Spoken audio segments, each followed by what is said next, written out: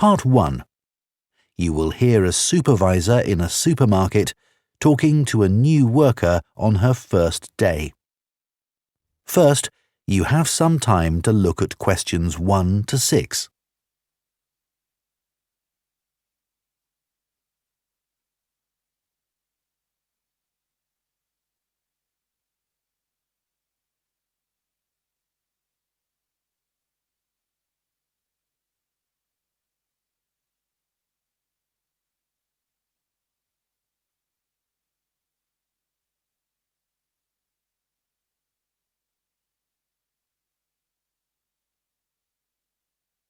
Now listen carefully and answer questions 1 to 6.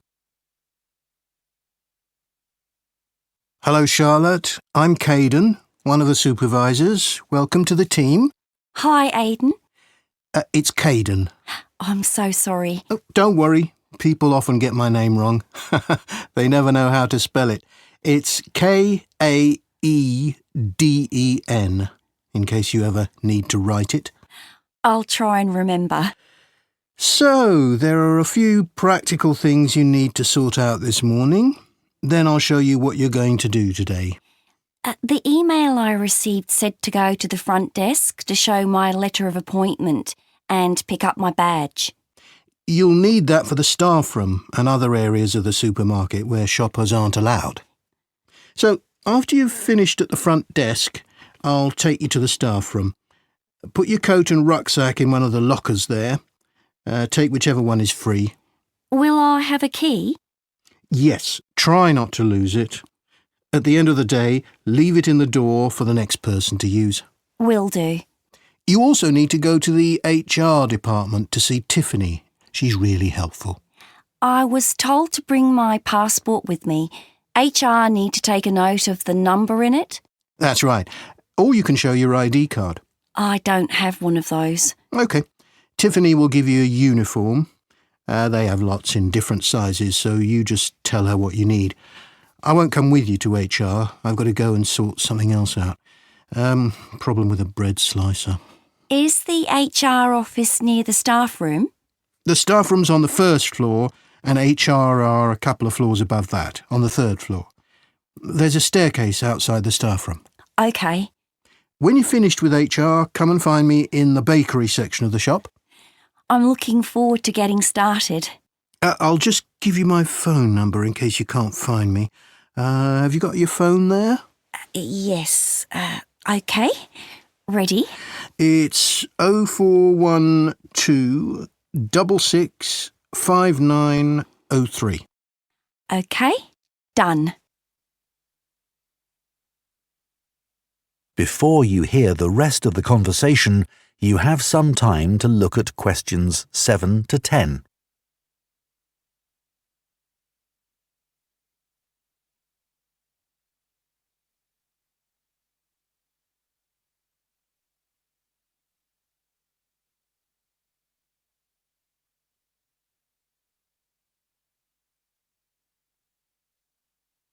Now listen and answer questions 7 to 10.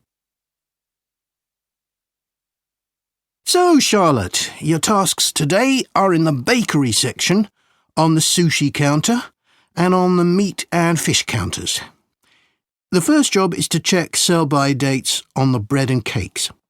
If any of the dates are today's, put a new price label on the packaging. What if any of the labels are yesterday's dates or older? Do I throw those items away? Yes, but that shouldn't happen. We check the stock every day. When something needs a new price label, put a yellow one on the package, next to the original price. OK. After that, you'll go to the sushi takeaway counter. Will I be preparing boxes of food? For today, you'll just be helping the staff. Yes, of course. You'll see lots of flat cardboard boxes at one end of the counter. Beneath those is where we keep the plastic boxes. We run out of those really quickly, so you should bring more from the storeroom. Is that my only task on the sushi counter?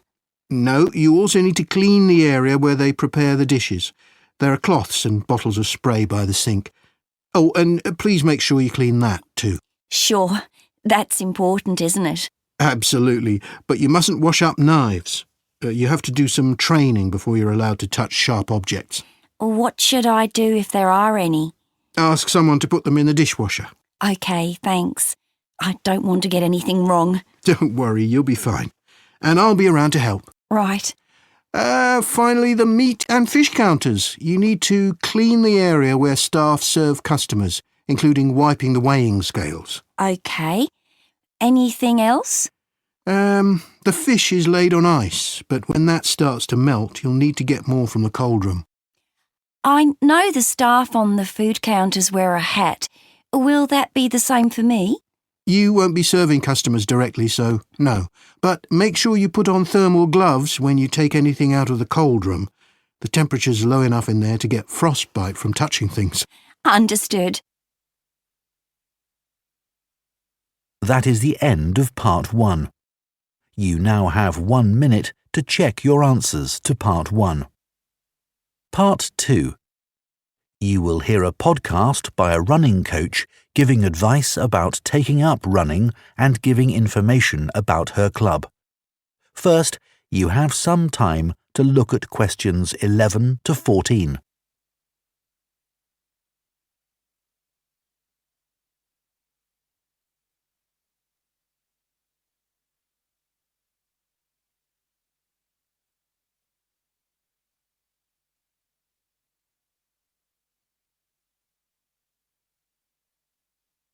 Now listen carefully and answer questions 11 to 14.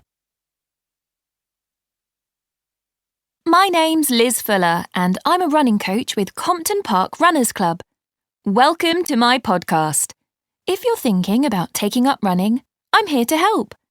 There are many training programs available online which aim to help people build up to running 5 kilometres. Some of them are great, and thousands of people of all ages are taking part in 5-kilometre races across the country as a result. People like them because they're easy to follow and don't push them too hard.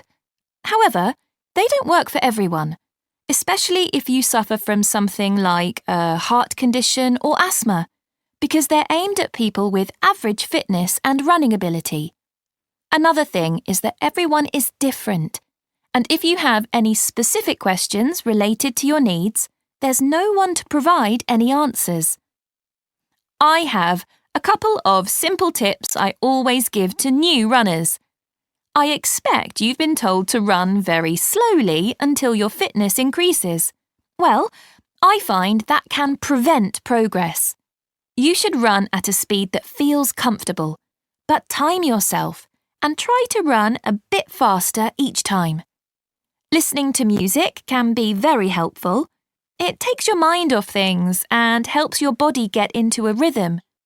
I'd say that is better than running with a friend, especially as most people are competitive, and that's not what you want when you're just starting. I don't think the time of day is especially important. Some people are better in the evening, while others are morning people. But you need to be consistent, so aim to train regularly. Twice a week is enough to begin with.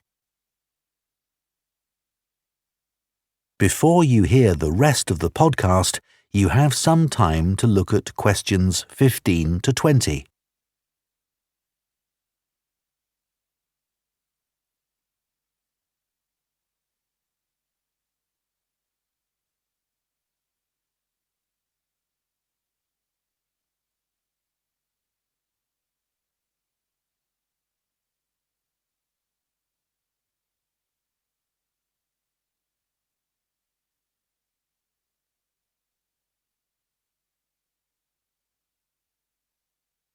Now listen and answer questions 15 to 20.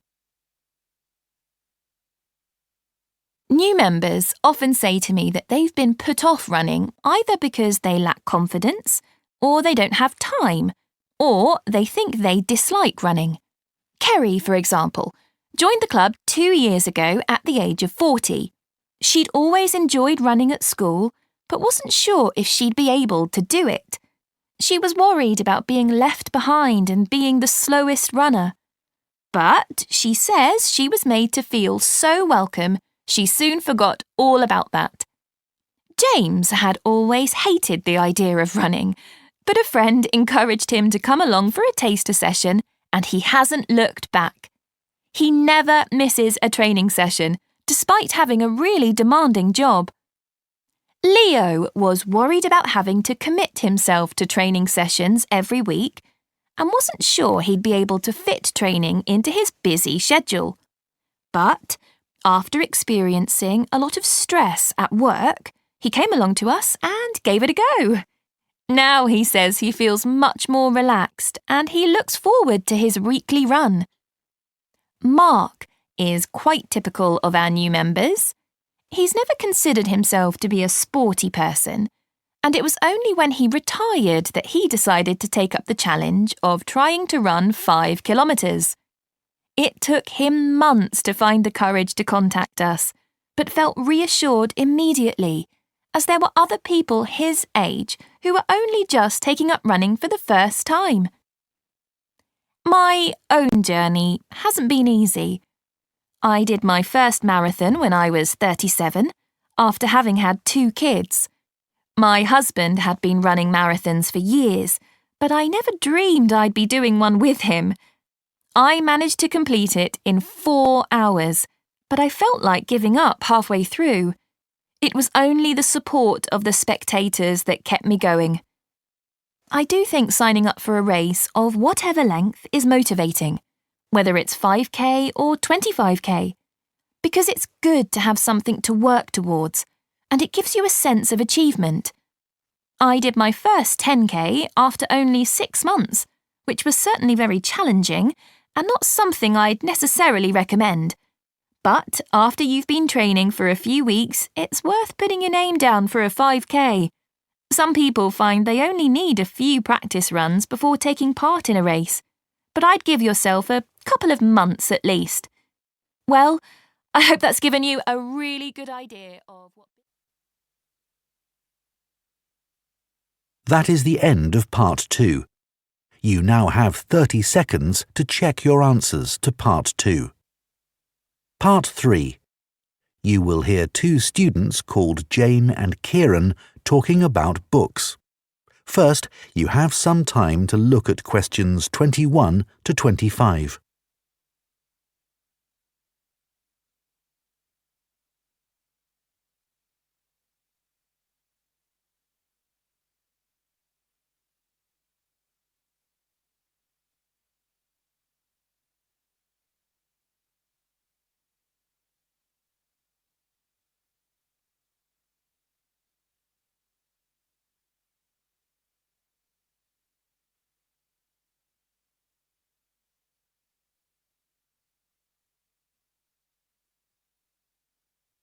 Now listen carefully and answer questions 21 to 25.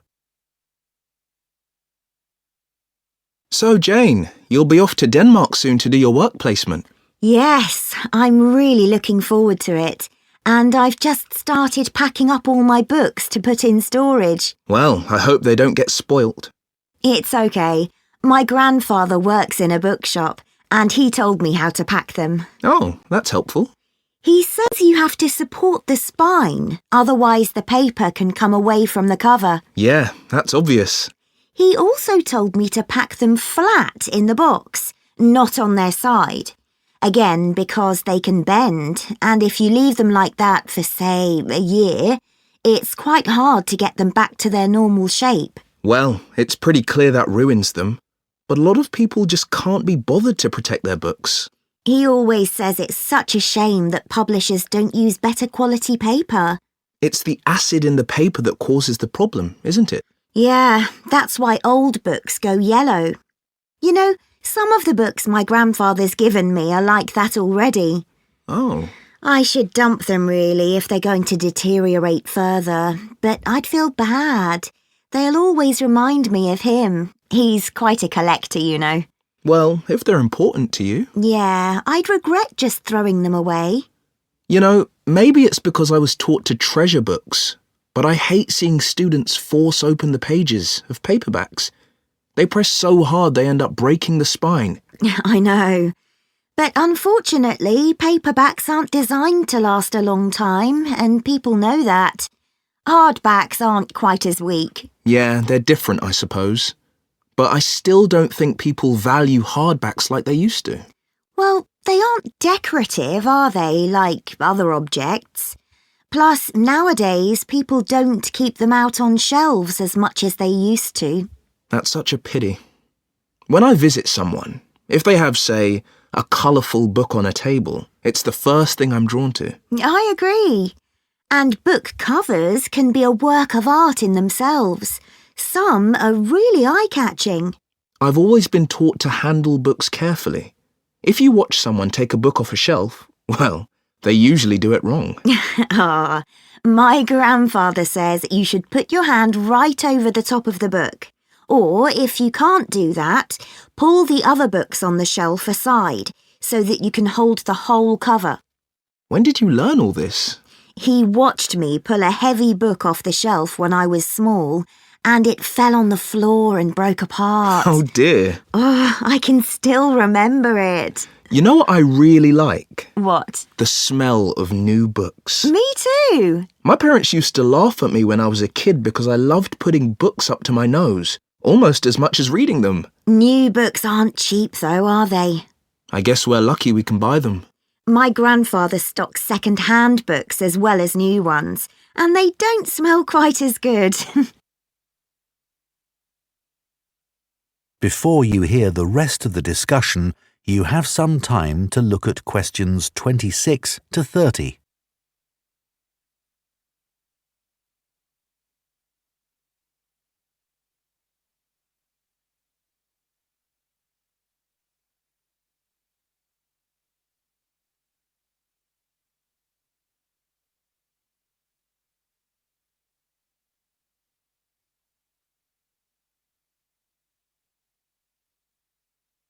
Now listen and answer questions 26 to 30. I'd love to have a bookshop like your grandfather. What's it like? Well, it's quite big. It's got 2 floors and an attic, and he stocks all kinds of books, really. I guess he treasures things like first editions and other rare books.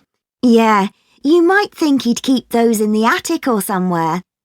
So they'd be hidden? Yeah, but he likes people to know that he has them. So he puts them out in the shop, but makes sure you need a ladder to get them. Right, that would prevent any thefts. Uh-huh. Does he stock books for children? He does. He particularly likes to encourage kids to read. He always says that he used to sit under the stairs as a child with a pile of books and read them all. Is that where he keeps them then? Not exactly. He's got a dedicated area on the ground floor with cushions, so that parents can enter with their toddlers, go there and spend some time reading to them. Oh, cool. And then there's a place for pushchairs by the front door, and a cafe if anyone needs refreshments. That's good to know. As I said, it's a big shop, and there's a storage area out the back as well. Oh, what does he keep there? Books he wants to throw away? He hardly ever throws anything away. He just leaves unwanted books by the front door for customers to take. Well, that's very nice. Yeah. And books people or institutions have requested, they all go at the far end. Oh. He thinks it's best to keep these out of the main shopping area as they're boxed and new. Did you get your course books from him? Naturally. He stocks books for a lot of the colleges. He used to keep these books on the first floor, but now there's a new university in my hometown. He's moved them downstairs to attract the students. They're actually part of the coffee shop, on low shelves all around it. Pretty central then. You'll have to take me there sometime. That is the end of part 3. You now have 30 seconds to check your answers to part 3. Part 4. You will hear part of an environmental studies lecture on tree planting. First, you have some time to look at questions 31 to 40.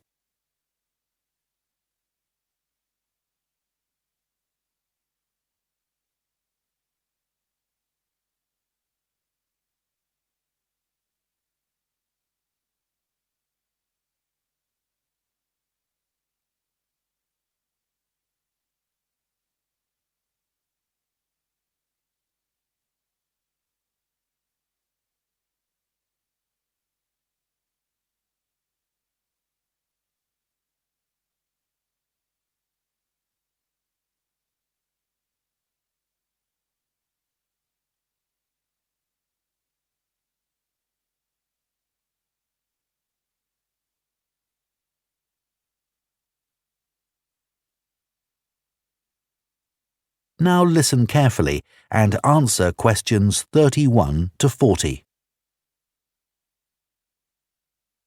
Tree planting now dominates political and popular agendas and is often presented as an easy answer to the climate crisis, as well as a way for business corporations to offset their carbon emissions.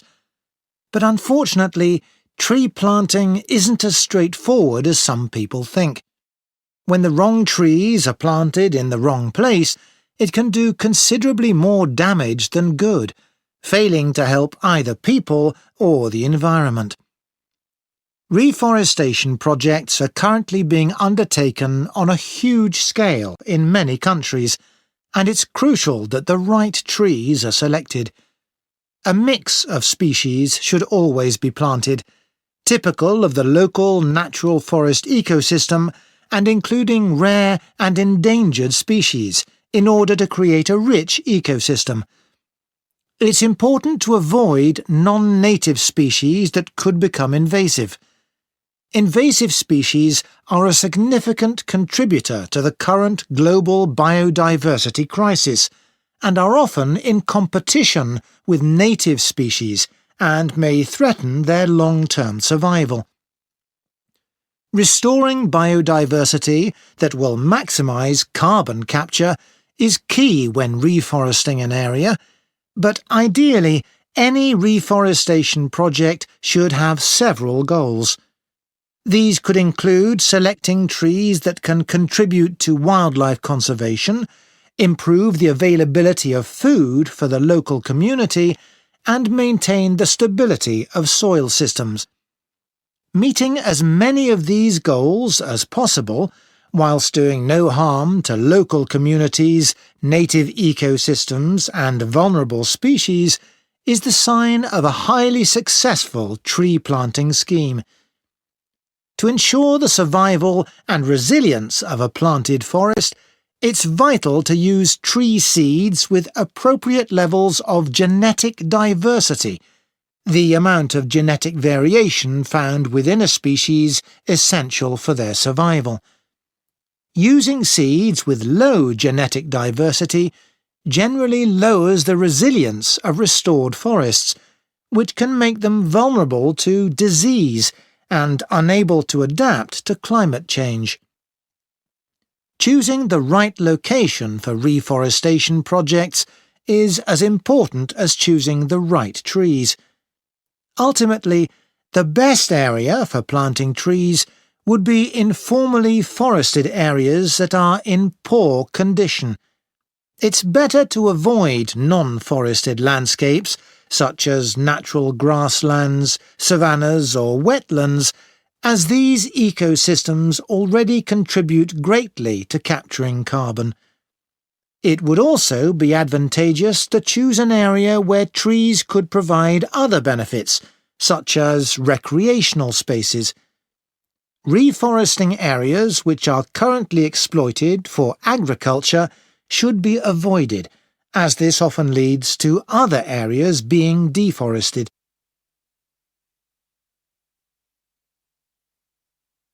Large-scale reforestation projects require careful planning.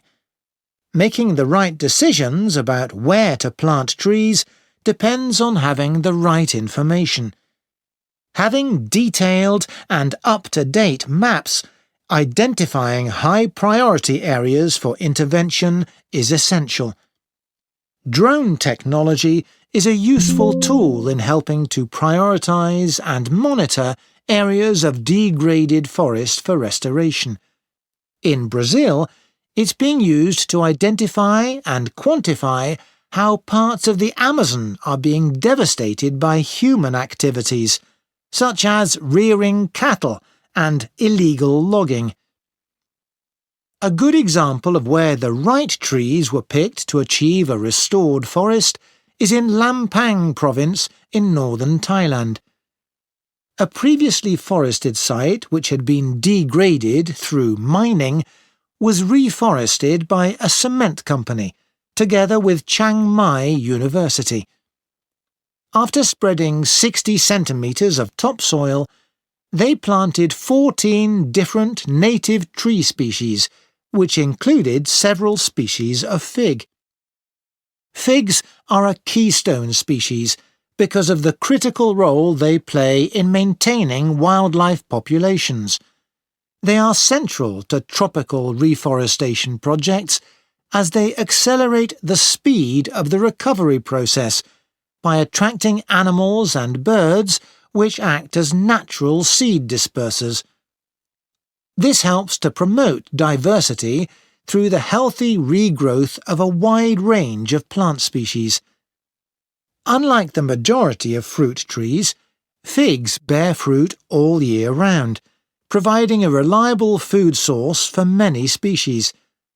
At this site, for example, after only 3 rainy seasons, monkeys started visiting to eat the fig fruits, naturally dispersing seeds through defecation. Reforestation projects should always aim to make sure that local communities are consulted and involved in the decision-making process. The restoration of mangrove forests in Madagascar is an example of a project which has succeeded in creating real benefits for the community. Destruction of the mangrove forests had a terrible impact on plant and animal life, and also badly affected the fishing industry, which was a major source of employment for local people living in coastal areas. The reforestation project involved hiring local people to plant and care for the new mangrove trees. Millions of mangrove trees have now been planted, which has resulted in the return of a healthy aquatic ecosystem. The mangroves also act as a defence against the increased threat of flooding caused by climate change. What's more, the local economy is more stable, and thousands more Madagascans are now able to send their children to school. One other important point to consider. That is the end of Part 4. You now have 1 minute to check your answers to Part 4.